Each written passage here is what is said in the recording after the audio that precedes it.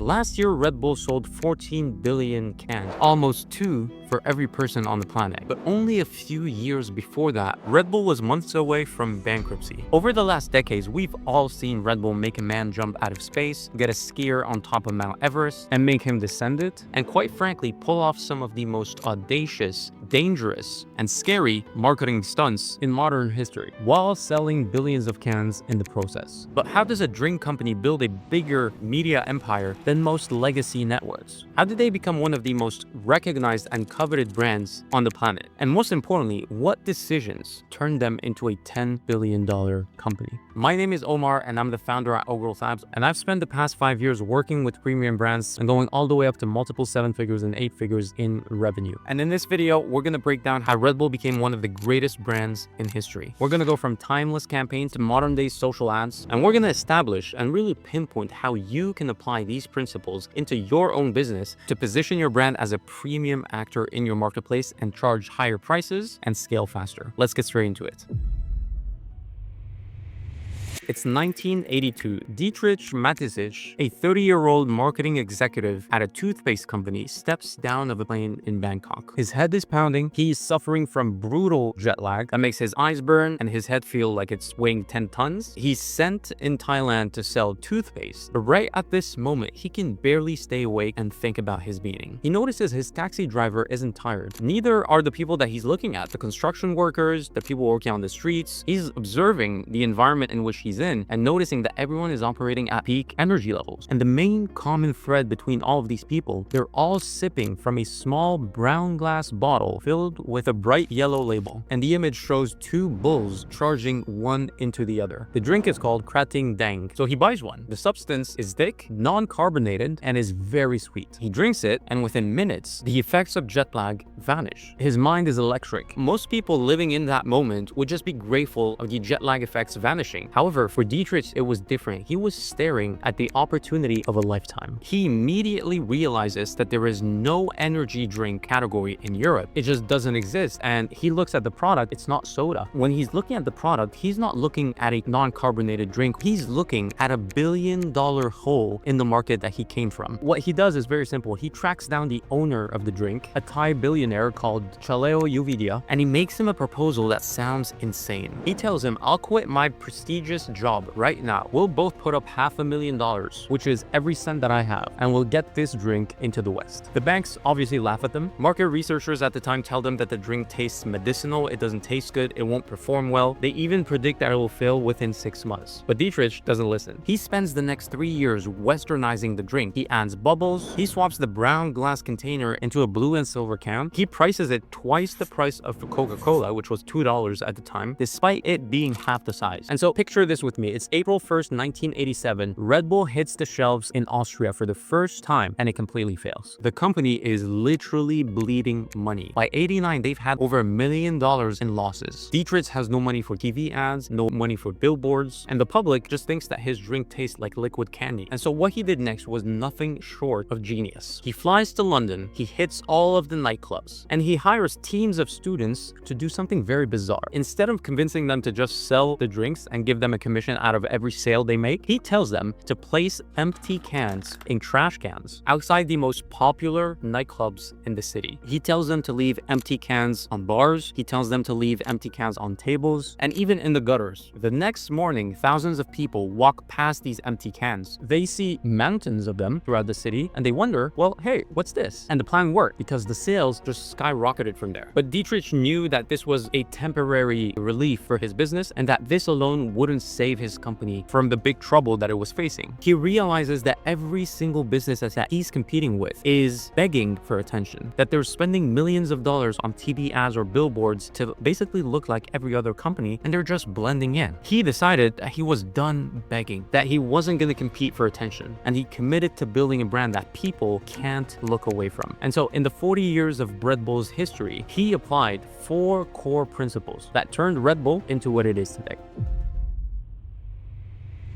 Dietrich was a black sheep. From the day he launched the company, he was dismissed as this crazy dude that just went to Asia, wanted to export like a cheap drink and just make a quick buck, and came in with an idea that was so weird at the time. He was just considered a weirdo with a failing business. But he didn't care about that. He didn't care about how people viewed him, which made him an insane entrepreneur. He knew that being misunderstood by the marketplace is where the biggest opportunities lie. And so when the money started coming in and the sales started to increase and improve, he did not transition into a full corporate business. He stayed loyal to that philosophy of being a black sheep. And so what he did is, instead of going for traditional media channels, he hunted the other black sheep out there to partner with them. These were all of the sports, for example, that were unmarketable, that everyone was ignoring. He went for those. Because at the time, if you remember correctly, Nike, for example, would scout all the winning athletes that had the biggest momentum going for them. They will hunt those guys and actually partner for them to borrow their popularity. But Dietrich did the opposite. He looked for the guys that were willing to risk everything. And the first time he did it was actually before Red Bull was launched. In 1985, Dietrich walked into a Formula One paddock and approached an Austrian driver named Gerhard Berger. And this guy was the ultimate underdog. He was driving for a struggling team, had 0 points, and he was terrified of losing his seat to a driver that had more money. So Dietrich naturally walked up to him and said, "Hey, I have an amazing idea, and you'd be the perfect person to represent this business." He didn't have a company yet. He didn't even have the money to pay the guy. He just offered him $10,000 and asked him to wait. But the Austrian driver actually liked the idea. He liked the vibe he was getting from Dietrich. And only 2 years after that, the bet was successful. The Austrian drivers stood on the podium, cracked a can of Red Bull open, and celebrated in front of millions of viewers. It was a massive success at the time, obviously, but that was just the start of the tsunami that would ensue from that strategy. And it's today called the Red Bull Army. And so over the next few years, Red Bull began scouting the black sheep in the sports industry. But on top of sponsoring them, Dietrich built the infrastructure to turn these black sheep into superhumans by building an athlete performance center in Austria. Now, when a rebel signed with Red Bull, they were given elite resources to shatter their own limits. And so this created an ecosystem of absolute super killers like Travis Pastrana, Max Verstappen, that were actually capable of the historic feats that they went on to achieve, eventually turning the brand into a legend. Having an ecosystem of people that represent your brand was amazing, but it was like being a guest that wasn't invited, that everyone hated, because Dietrich was still cutting checks to put his brand logos into Ferraris, for example, but he didn't own the garage, the data, and the TV cameras. And so he realized that to truly unleash his army, he had to stop renting the medium and had to own the whole thing.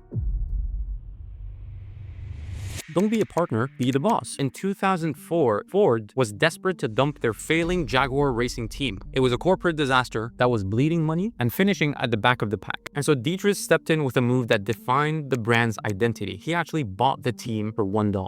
The F1 elite was actually laughing at him so hard. They called Red Bull a party brand, and a brand that had nothing to do in business with the giants of F1. But you see, Dietrich had a vision. He didn't just come in and paint the car in another color. No, he came in and he hired a young, aggressive lead called Christian Horner. He turned the paddock into a lounge with loud music and open bars. But behind the scenes, he was very strategic, and he applying what we call the Outlier principle. He brought on board the best engineer in history, Adrian Newey, and he gave him total creative freedom. And so by 2010, the Podi team was absolutely dominating. They took 4 consecutive championships. And because Red Bull owned the team, the car was the logo. They owned the entire distribution of their brand, and they were a part of the sport. But it wasn't enough. Red Bull still had to rely on news outlets and other channels to basically judge if his stories were worth airing. And so if he wanted to have total control, he needed to own the distribution channels as well.